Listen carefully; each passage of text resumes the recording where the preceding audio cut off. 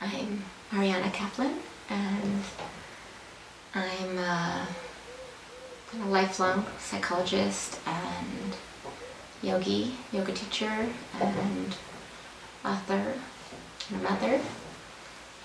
And since I was a teenager, I've just been studying, researching, practicing, adventuring, experimenting in the domains of psychology and spirituality and yoga. I have a full private practice that's largely international. I have such a high caliber of clients that I'm working with people on thriving. And I keep going back, which is quite relevant to your project, to a quote of Assagioli in his founding years of transpersonal psychology. And I'm pretty sure it was him. I have the quote crystal clear in the idea in my head, and it's that a full spectrum psychology deals not only with everything from, psychosis and our wounds through enlightenment or actualization, but it also meets all the psychopathologies or the psychological obstacles that arise in the increasing layers of expansion and consciousness.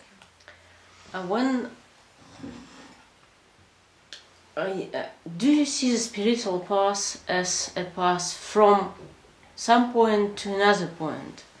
And do you see the final point of spiritual path? Definitely not. I've been over the idea of a fixed point of enlightenment for since I was a young woman, and this was my teacher's teacher, and his name is Yogi Ram Surat Kumar, and he died in I can't remember 2001. And he was my teacher's guru. And he lived in Tiruvannamalai, South India, and I had the immense privilege to spend about a year with him, close to a year, when I was 25 years old. Was him? In very, very close proximity to him. When it was? Fall of 94 into spring, summer of 95. In India? In Tiruvannamalai. I went there. And on one level, I was a little young to understand what I was seeing. I was 25, but I had been 7 years into my spiritual studies, several disillusionments with gurus, and I had my master's in counseling from CIS. In this years already? And the point of bringing him in is he was the most enlightened person I've ever encountered in all my research and all my everything. And fortunately, I didn't just meet him for a few days. I just studied him for months, and wasn't the impact of his work with me for months. And he had what most people refer to enlightenment as these early stages of enlightenment about 50 years before I met him. And he had just kept going. And you just knew it by how he worked, and I've never been around anything else like that. And one of the most useful things about that whole experience for me was that I felt like I was cured forever from some idea, some projection of this fixed enlightenment that I was trying to get to, because he raised the bar so high that he not only raised the bar, off the roof, but he made it clear that he was just going on, and he was just continuing, and that it just kept expanding. But where, anyway, if you're using what's going on and continuing, you meaning? Into consciousness. Somewhere. Into consciousness, into the cosmos, into... Okay, but do you have a criteria of what am I going if maybe it's just staying on the same place? Yeah. and there is no path at all. Yeah, I mean, that's that Advaita circle. You can make an intellectual argument for it. For what? For it that like maybe there's no path because we're just here. And that's not untrue, but there's still a process. And when you're around great practitioners, Vimala Takar, when I interviewed her, and she was like the non-official successor of J. Krishnamurti, and I interviewed her when she was in her 70s. We hang out with people like that, and What's her name?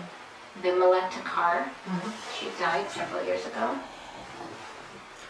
And kind of breaks down the like there's no path. You know, when really mature and passionate practitioners follow the muse for 40 years and never stop learning and growing, they feel different than many other people who feel like they're enlightened and they say there's no path. So qualitatively, massively different. So you anyway, you have some criteria, maybe they are unconscious or somehow, of spiritual growth. I might not be understanding your question right, but it's not like a set of criteria. I think that, you know, I know amazing Jewish mystics, and I've met great Christian mystics, and I know Sufi mystics, and I know Hindu mystics and Buddhist mystics, and I know great ones, and I'm friends with a bunch of them for some reason, and I study their lives, and it's like all of them are just gonna keep going. It's not like anything about a rival. And even maybe nobody just didn't arrive. I don't believe that. You don't believe? No, because you don't run into people more enlightened than that. I mean, it's like these guys named Karoli Baba, and I mean the old ones that are hardly around. There's not people more enlightened than them. And these guys are just cruising forward because they're not concerned with their own enlightenment. They get really wrapped up in the creative process and how to serve and feel and support, and enlightenment just gets off the table as the important thing. Even though they're really committed to spiritual unfolding, they're just not fixated on an endpoint. And do you see what is enlightenment in this case?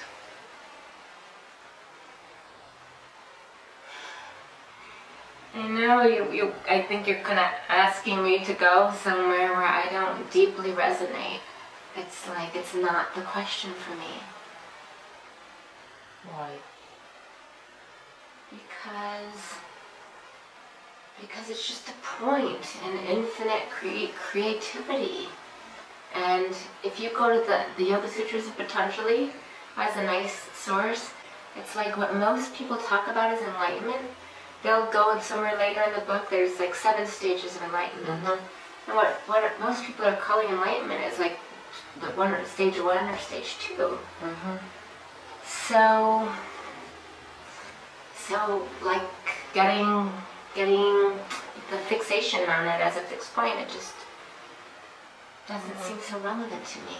And then you bring in really great contributions like Ken Wilber's Lines of Development, where enlightenment, not enlightenment is just a kind of binary thing, and then here's human beings who, whose intellect and their yonic abilities and their awareness and their emotion, and then their ethics are crashing over here, and their sexuality is down, and everybody's a distinct combination of lines of development, and that's totally relevant because that shows up as how we are in relationship with other people. And who cares if somebody's enlightened on one spiritual level, but they suck with money and ethics combined with mediocrely developed sexuality. Not going to be somebody I hang out with. So that's again, we're to the human psyche and its uniqueness, Jung's individuation and very other, and service and healing the earth, and things that are like equally important to the conversation as enlightenment or not enlightenment. Does that make sense? But can it be fully developed every levels? I mean, for you, for me? So what's a Uilbere theory? Can it I be don't know, but I don't, I mean, I'm not, I might not agree with it anyway. Or it's like nobody is. So but maybe we are already, we just don't know.